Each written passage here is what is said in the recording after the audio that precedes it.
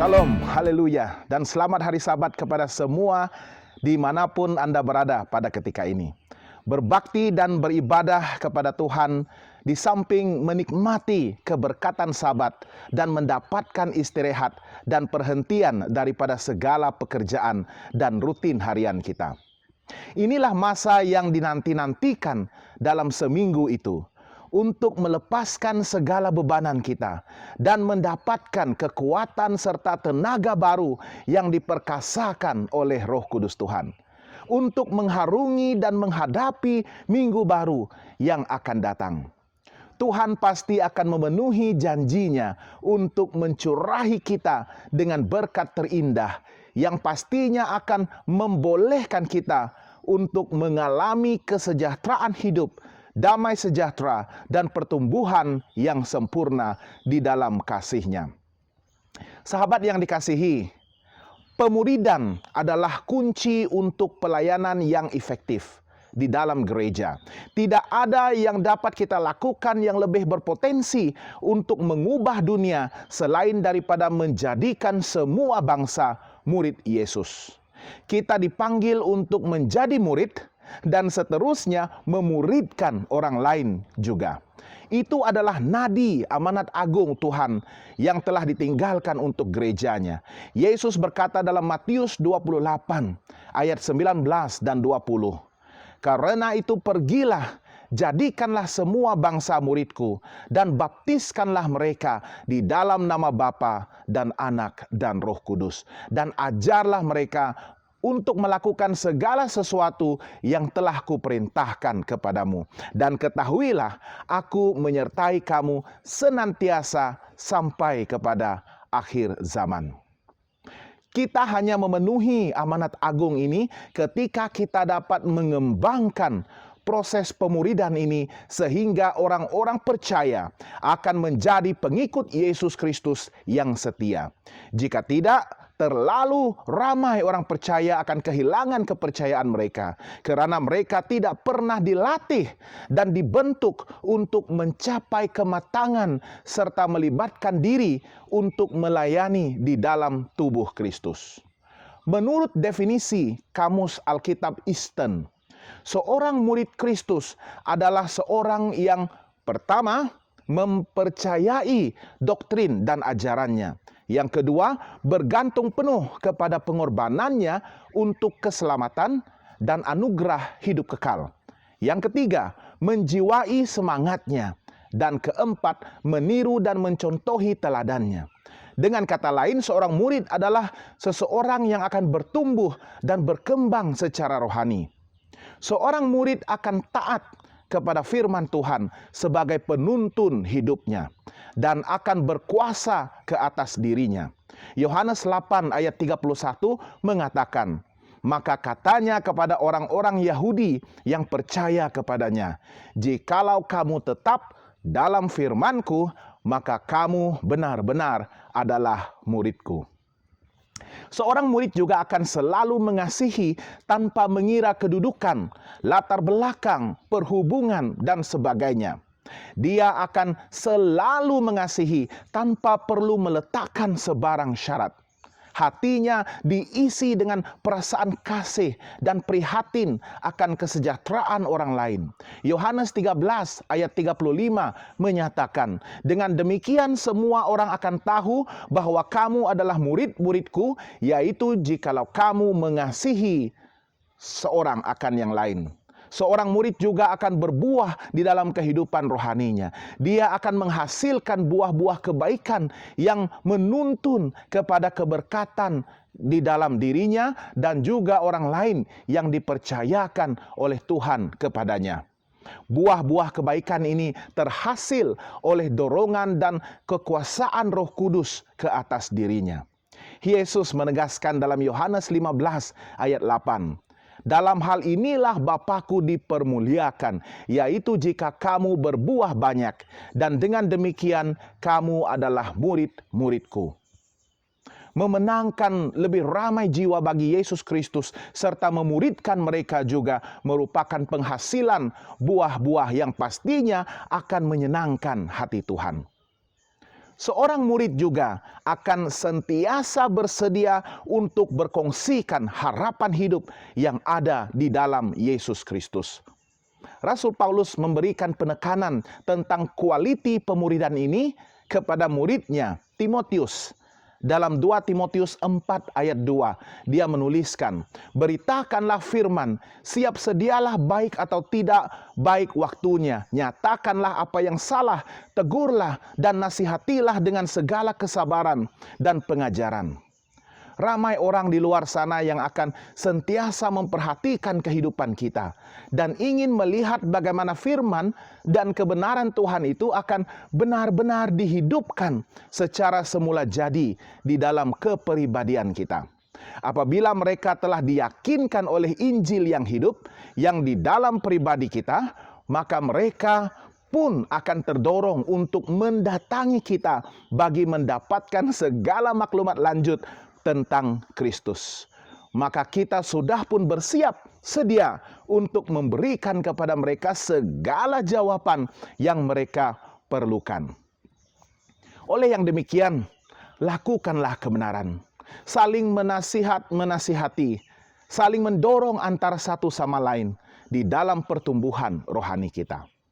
Dan seorang murid juga akan menghidupkan Injil Kristus itu di dalam diri mereka. 2 Korintus 3 ayat 2 dan 3 ada menyatakan, "Kamu adalah surat pujian kami yang tertulis dalam hati kami dan yang dikenal, yang dapat dibaca oleh semua orang.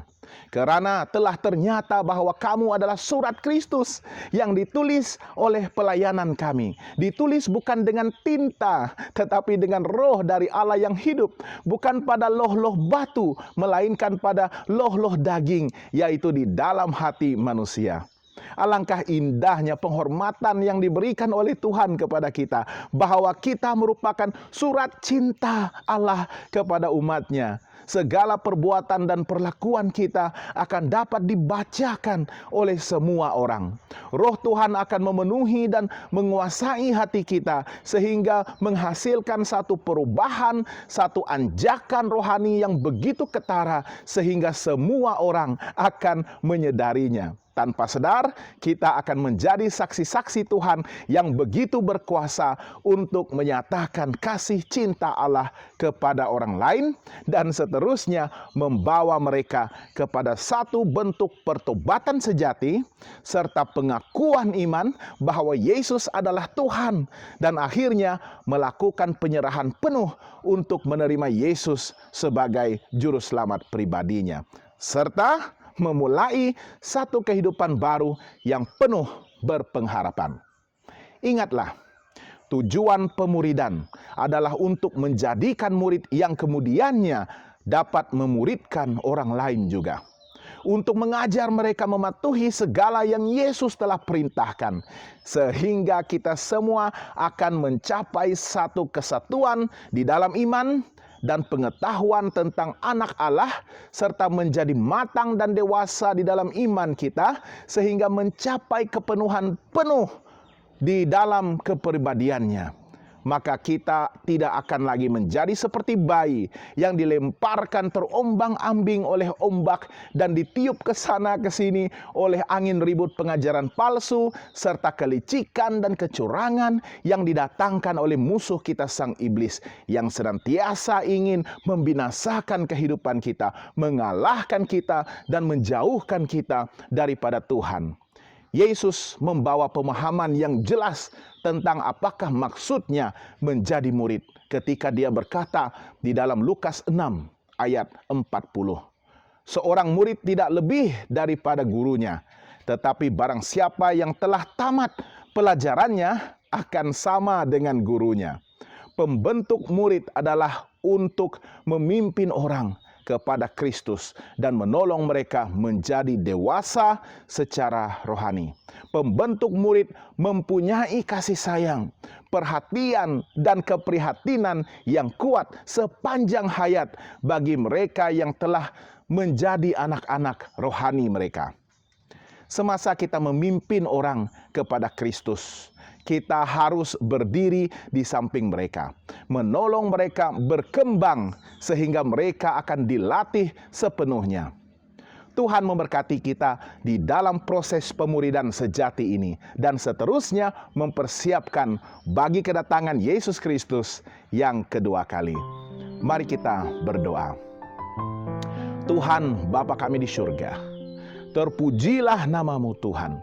Terima kasih sekali lagi karena kami telah dilindungi, dipelihara dan dijaga sepanjang minggu, sehingga kami dapat beribadah dan berbakti bersama-sama pada hari Sabat yang suci dan kudus ini. Tolong kami Tuhan untuk kekal setia, bertahan di dalam iman dan kepercayaan kami, walaupun pada ketika kami dihadapkan dengan pelbagai jenis ujian dan juga tekanan dan tentangan yang ada di dunia pada zaman akhir ini.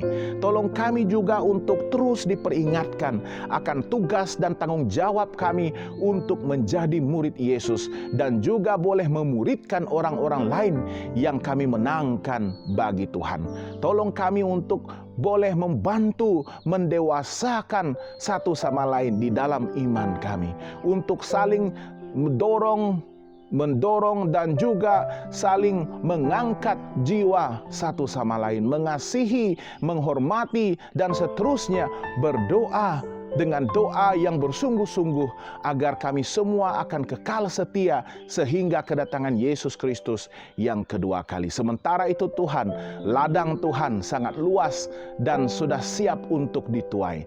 Tolong kami Tuhan, biarlah kami akan menawarkan diri untuk menjadi penyabit, menjadi penuai, untuk memastikan kerajaan Tuhan akan dapat dipenuhi dengan lebih ramai umat Tuhan bila mana Yesus akan mendirikan dan membawa kami kepada kerajaan sorga yang Engkau telah sediakan.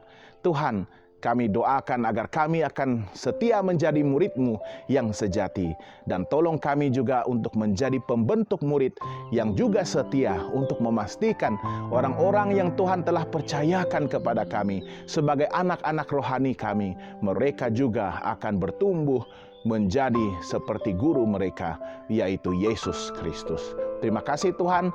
Berkati kami sepanjang Sabat ini, jaga pelihara kami, dan biarlah persekutuan kami dengan Tuhan, persekutuan kami antara satu sama lain akan membawa berkat yang terindah di dalam pertumbuhan dan perkembangan rohani kami.